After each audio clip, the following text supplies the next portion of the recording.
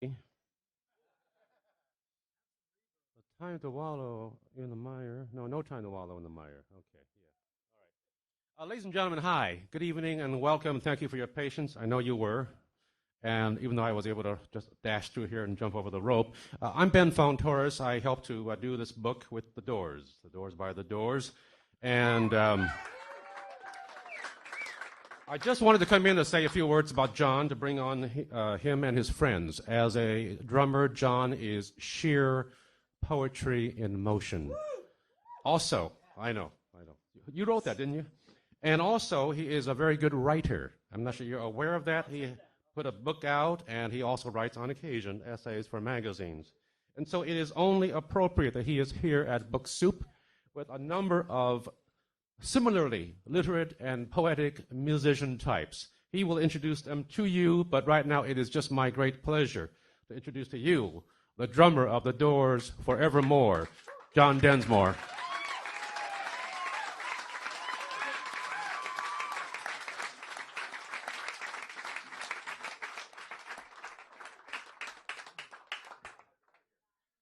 Hello. I'm moving this. I'm not going to give a lecture. So it really is fitting. Hey, when you get to this mic, you'll find you want to be back here. It's like, whoa. This very site is where Jim did a poetry reading in 1968. Whoops. If you remember the 60s, you weren't there. And it's really correct that we're here doing this. To me, Jim's poetry was in the lyrics. When we were rehearsing in a garage in Venice, Ray handed me a crumpled piece of paper that Jim scribbled on, and it said, day destroys the night. Night divides the day. Tried to run, tried to hide, break on through to the other side. What the hell? Break on through to what? Death? Oh no. Higher consciousness? Provocative writer, this guy. Let's swim to the moon, let's climb through the tide, penetrate the evening that the city sleeps to hide. Let's swim out tonight, love, it's our turn to try, falling through wet forests on our moonlight drive. Whoa, what kind of love song is that? So that's what attracted me, poetry and rock and roll. So Jim and I were walking down the beach in Venice in 65, and it was fairly deserted back then, and this beautiful black girl came the other way, and both of us gave her the once over twice. And a week or two later, Jim scribbles down, wait a minute, how's it go? I lost it. Yeah, what's the first one? Oh, I got it. The sidewalk crouches at her feet like a dog that begs for something sweet. Do you hope to make her see you, fool? Do you hope to pluck this dusky jewel? Hello, I love you. That's an opener. So, there's some stellar folks behind me.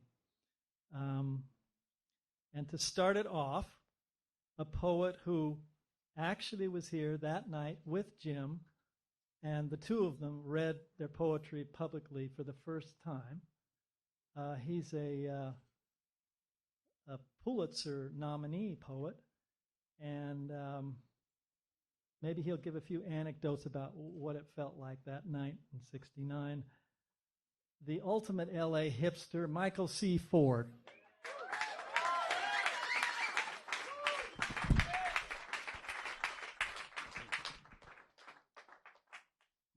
Right. Ultimate.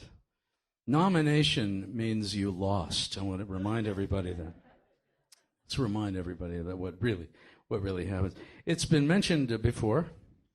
This gentleman that in the 1960s, this is the 1960s site of the Cinematheque 16, where a group of Andy Warhol people invited Jim to participate in a benefit to raise dollars for Norman Mailer, his campaign for the mayor of New York in 1969. You know, while he was doing that, he stabbed his wife. He had they put the gloves on. He really had a tremendous fight with his wife, and he ended up stabbing her. Norman Mailer. And they asked him, Norman, why did you do that right in the middle of a campaign, a knife? He said, when you use a knife, that means there's some love left. He actually said that. I'd come into L.A. from Boise, Idaho, and Morrison asked me if I'd ever recited my work out loud in front of people. And I said, no. And he said, well, you're about to take that bath. And I said, okay. I believe the benefit was the first time Morrison ever read outside of poetry within a musical context, in a concert thing, you know, or something like that. Flat out chunk of his personal work without. And Robbie was noodling on guitar at the time. Ann Moore was a journalist who monitored that night, reviewed it both nights, actually. And a tabloid called The World Countdown. And both nights, Jim read American Prayer in its entirety. As what I'm going to do is just read a bit from the second half of American Prayer, which was heard that night, but not on in that little private edition that he published. And this is the second half of American Prayer. Why do I drink? So that I can write poetry. Sometimes when it's all spun out and all its ugly recedes into a deep sleep, there is an awakening, and all that remains is true. As the body is ravaged, the spirit grows stronger. Forgive me, Father, for I know what I do. I want to hear the last poem of the last poet. Gently they stir. Gently rise. The dead are newborn, awakening with ravaged limbs and wet souls. Gently they sigh in rapt funeral amazement. Who called these dead to dance? Was it the young woman learning to play the ghost song on her baby grand? Was it the wilderness children? Was it the ghost god himself, stuttering, cheering, charring blindly? I call you up to anoint the earth. I call you to announce sadness, falling like burned skin. I called you to wish you well, to glory in self like a new monster. And now I call you in to pray. And to conclude, Jim, you hear that applause? It's for you. That bit from your second half of American Prayer. To conclude my portion of this rare night of reminiscence, I'd like to read a section from The New Creatures I published in this anthology of West Coast verse.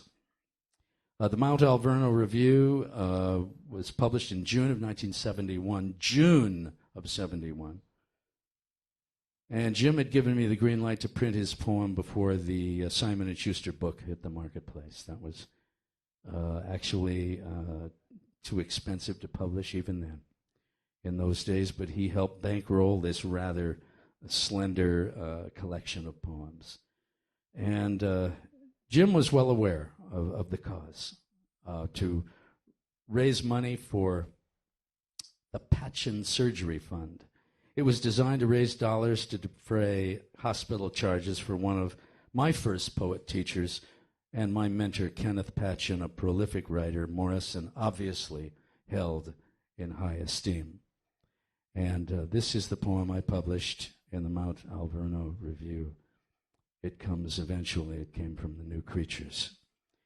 Jackal, we sniff after the survivors of caravans. We reap bloody crops on war fields. No meat of any corpse deprives our lean bellies. Hunger drives us on scented winds. Stranger, traveler, peer into our eyes and translate the horrible barking of ancient dogs. Jim Morrison.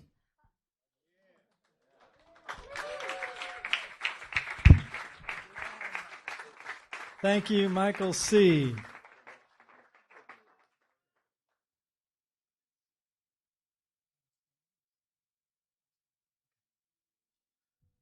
Okay.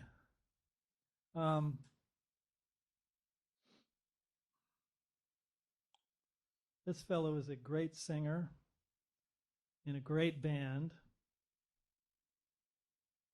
from Linkin Park, Chester Bennington. Thank you, John.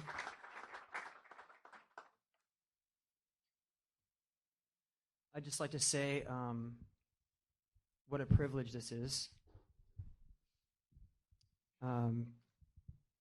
It's an honor to be standing here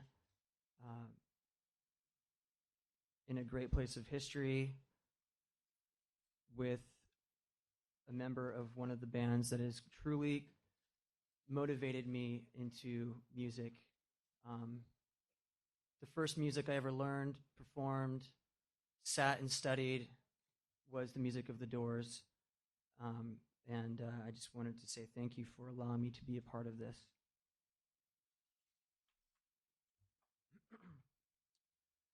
I'll be reciting some passages from The New Creatures, which is part of the first book of poems that was published by Jim Morrison.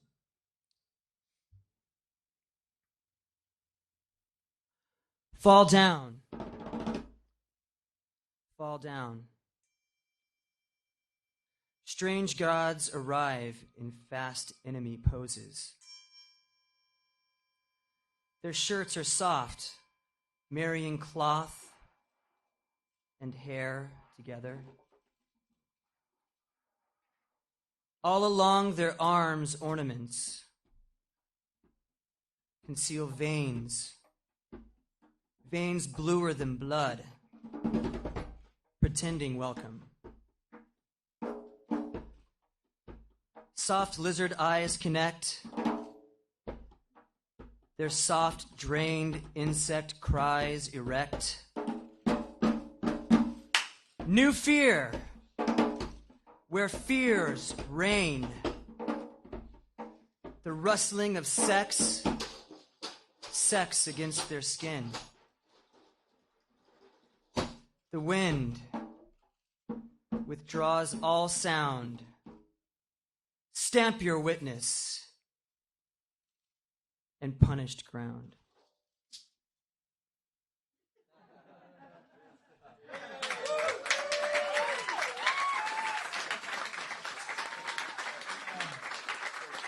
That was great. That was great.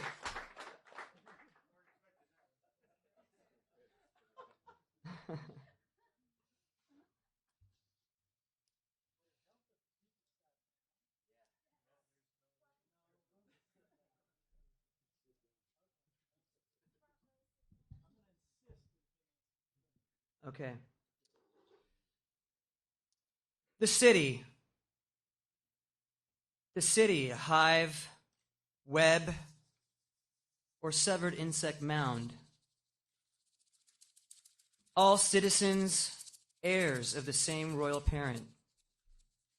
The caged beast, the holy center, a garden in the midst of the city. See Naples and die. Jump ship with rats, sailors, and death. So many wild pigeons, animals ripe with new diseases. There is only one disease, and I am its catalyst. There is only one disease, and I am its catalyst. Cried doomed pride of the carrier. Fighting, dancing, gambling, bars, cinemas thrive, in the avid summer.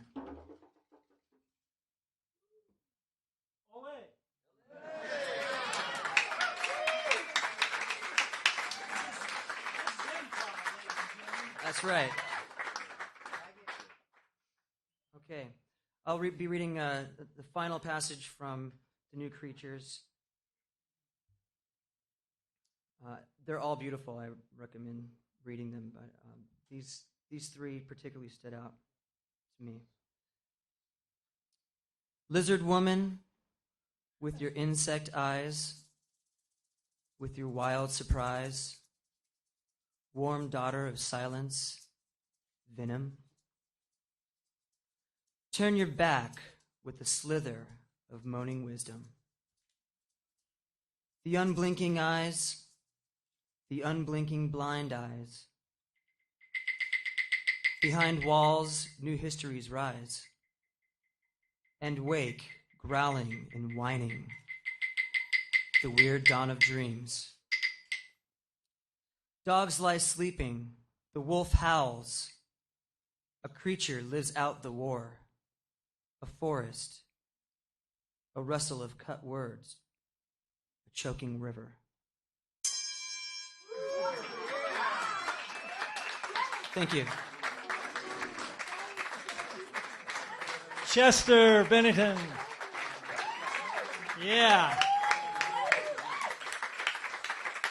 Are you sure you don't want to sit down and maybe make it more visual, but maybe there's not enough room?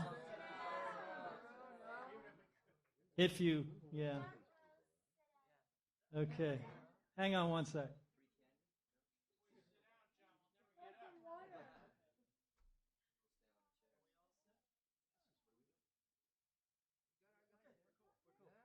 Okay.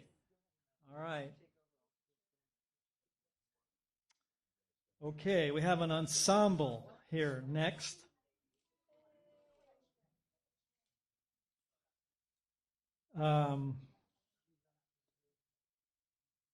Carl, Kevin, Nuno. I'm reading. Oh, yeah, right. Yeah, that's good.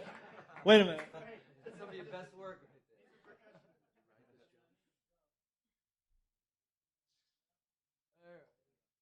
Carl,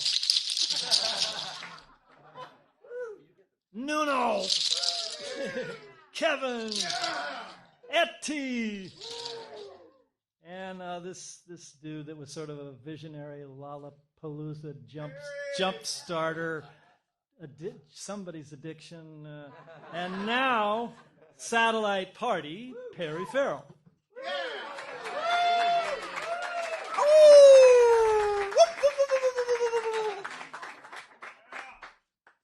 All right. Well, I brought my gang here to jam, also with John. And we're going to be jamming to some poems that no one has probably ever read. Seriously, these were poems that we have been working on, Satellite Party that is, on music to set to Jim's words. The first one is called Vast Visitation of Energy. And it is about, it is about this vast visitation of energy that'll come through the radio and stoke everybody and activate everybody's Christ seeds that's in their heart so that everyone will become Christ-like in the future. And it's happening right now, by the way. So, yeah, there you go.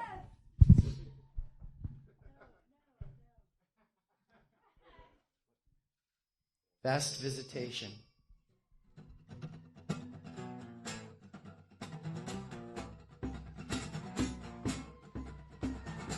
Woo!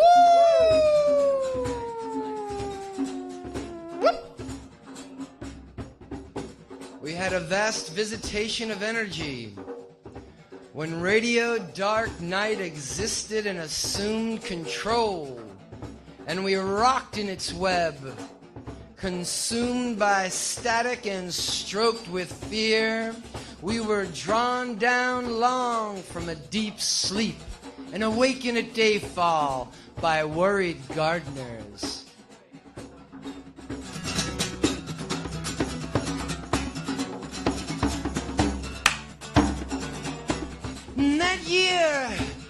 had a vast visitation of energy.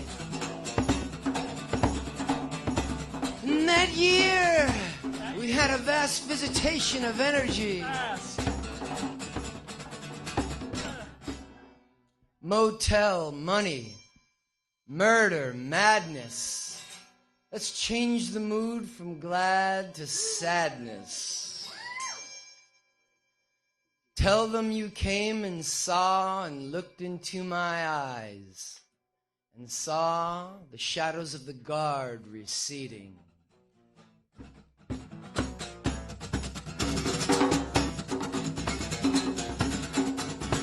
Come on! Come on! Come on! Come on! Insane in the woods and the deep trees.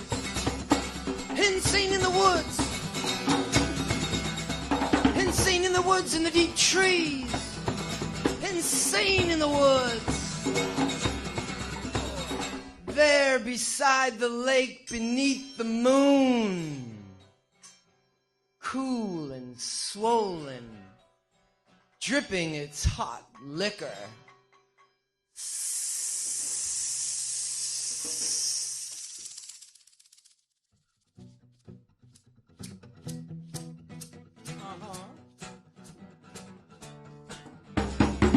In that year, we had a vast visitation of energy. Ooh, in that year, there was a vast visitation of energy. When Radio Dark Night existed and assumed control, and we rocked in its web, consumed by static and stroke with fear. Hey! Tell them you came and saw me and looked into my eyes. Tell them you came and saw me and you looked into my eyes.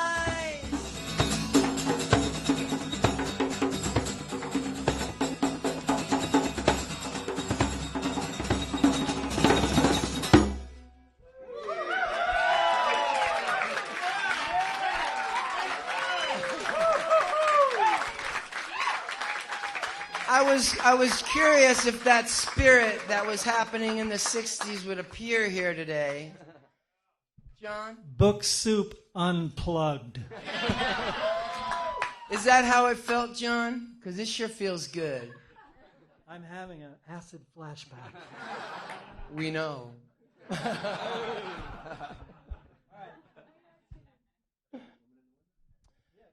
The next one is another original by Mr. Jim Morrison, and it's called The Woman in the Window.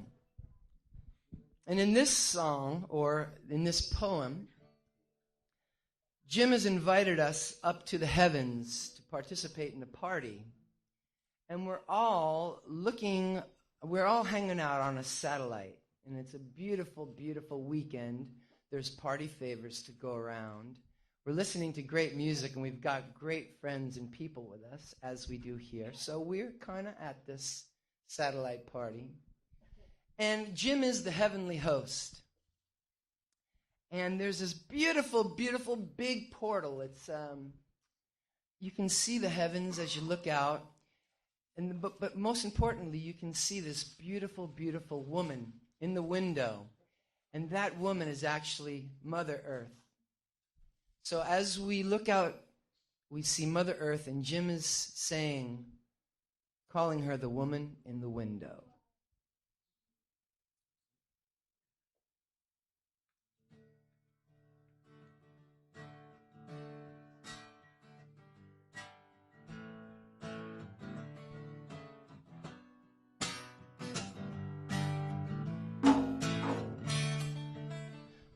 I am the woman in the window. See the children playing. Soldier, sailor, young man on his way to the summer swimming pool. Can you see me standing in my window,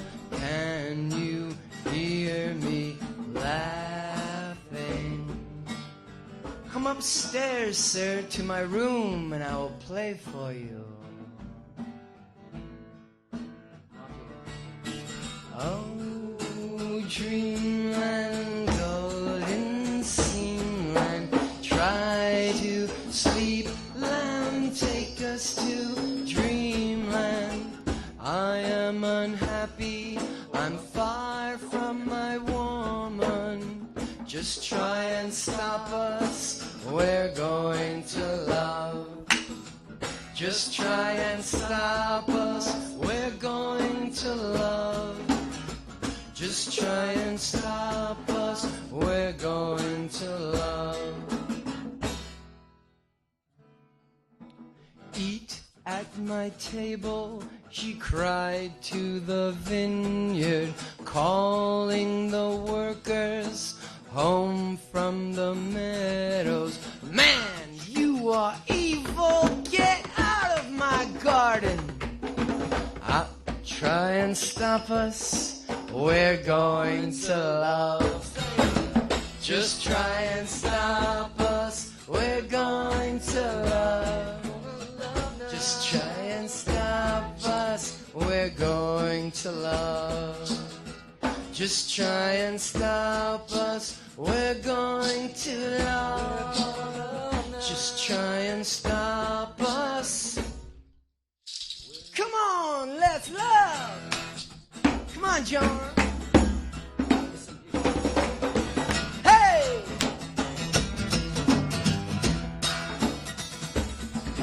Ooh, ooh, come on.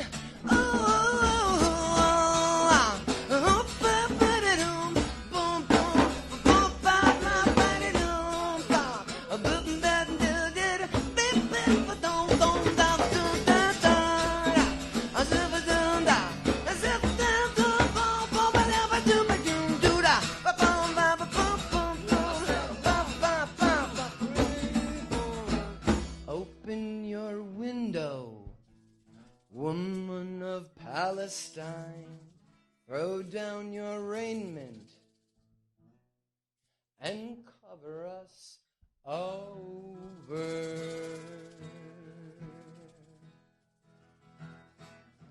Riding the prairie, just me and my angel. Just try and stop us, we're going to love.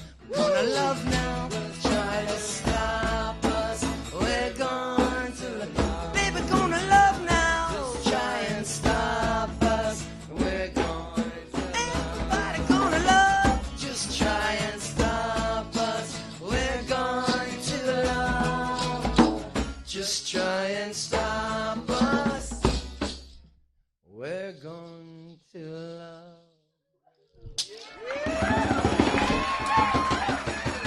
And that was his words, just try and stop us. We're gonna love.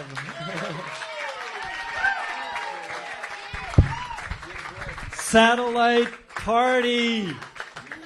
John Densmore. Satellite Party. Satellite Party. Okay, don't leave. I'm going to do something. Don't leave. But I have to sit down to do this, so you're not going to see me unless you sit down.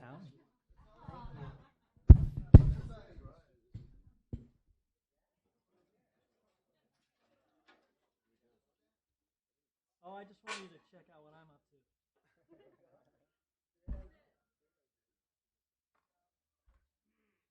to. Okay, I'm just going to do an excerpt from my autobiography, Riders on the Storm, and then another little thing from American Prayer. So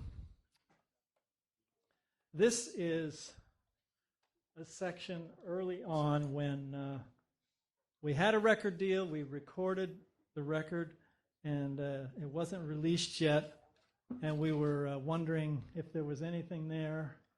And I took the album home to play it for my parents. Okay. Our first album, simply called The Doors, had just been released. An existential album as Ray said in an interview, by 4 incredibly hungry young men striving and dying to make it, desperately wanting to get a good record out to the American public and wanting the public to like it. Woo, Ray, get down, Ray. We had no idea it was to become a classic and our biggest seller ever, but something in my bones did tell me Light My Fire was special. The transition from the verse into the chorus made something inside of me weep. On each song, we had tried every possible arrangement so we felt the whole album was tight, no excess. And Jim was happy with the end, his dark, poetic stream of consciousness vision, accompanied by Robbie's sitar-like guitar. When the album was released, each of the band members got 10 copies. I held off for a few days, then finally played it for my parents. I was very proud of it, but worried about their reaction to a particular song called The End.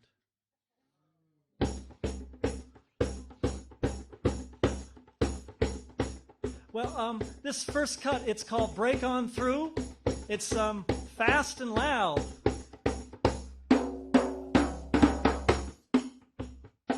This next one is Soul Kitchen. Has a nice groove. A nice feeling, you know. I like the rhythm.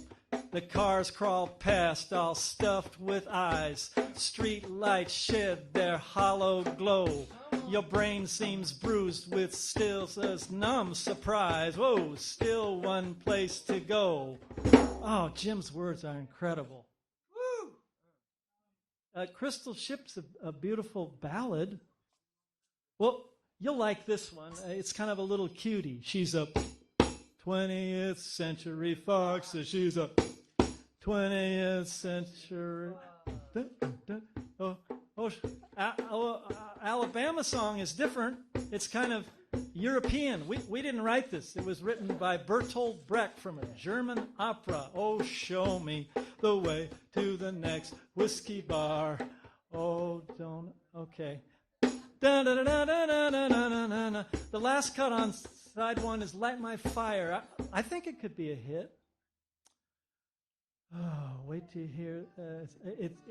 It sounds very nice, my dad offered as I turned the record over. Well, wait till you hear the end, Dad. We'll still see if you think it's nice. What am I going to do? I play it real soft or just skip it. This is an old blues by Willie Dixon, Backdoor Man. I look to choose another cutie. End of the Night's kind of eerie. It's fun to create a mood around Jim's singing. Jim got the title Take It As It Comes from one of Maharishi's teachers. Well, here goes. This is called The End. It's kind of weird. It's long. It's about 10 minutes. Jim wrote some stuff about Greek tragedy, Oedipus or something. Do you know the story? Silence. Well, I didn't either. It's about a son killing his father and then messing with his mother. I mean, it's all symbolic. I mean, Jim didn't mean it literally. My mother shifted her sitting position, then shifted again. She couldn't get comfortable. I quickly put the needle on the record to dispel the awkwardness. I listened with them, reliving every drumbeat.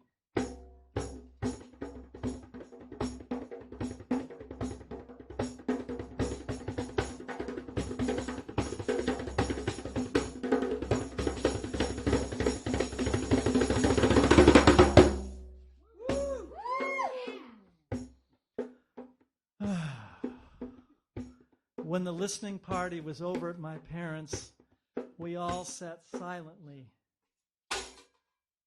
drained. My mom looked teary. My dad looked stoic. They complimented me cordially, and I left. That was over. Whew. Thank you.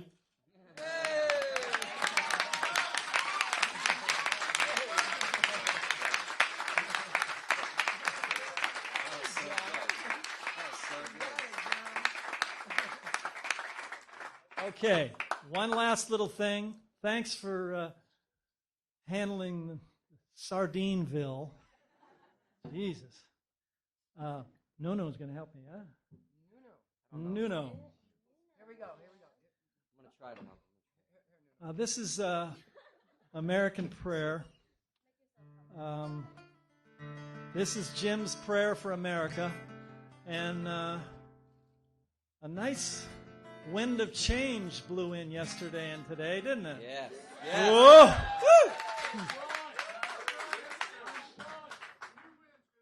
The last couple months I was thinking, whoa, we could re-release Unknown Soldier, which was out during Vietnam, and it'd be just the same. Breakfast where the news is read, television, children fed, unborn, living dead. A bullet strikes the helmet's head, and it's all over for the Unknown Soldier. So, check out these words. I go first. No worries. I'm leaving. No worries. He's a great player. I just met him. And I'm digging it. All right.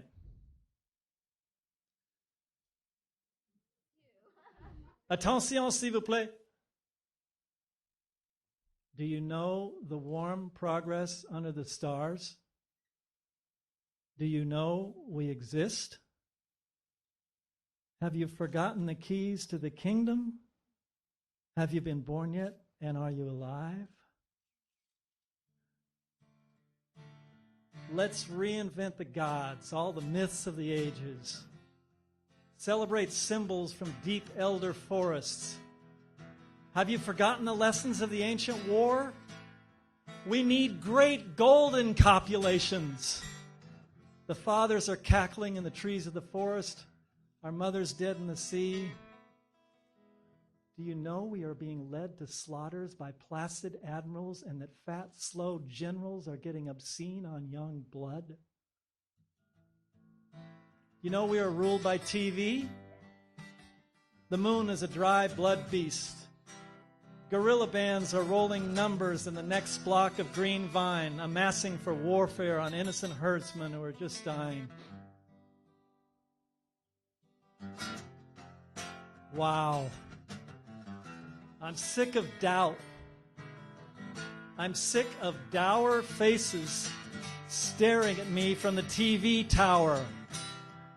I want roses in my garden bower. Dig? O great creator of being, grant us one more hour to perform our art and perfect our lives. Thank you.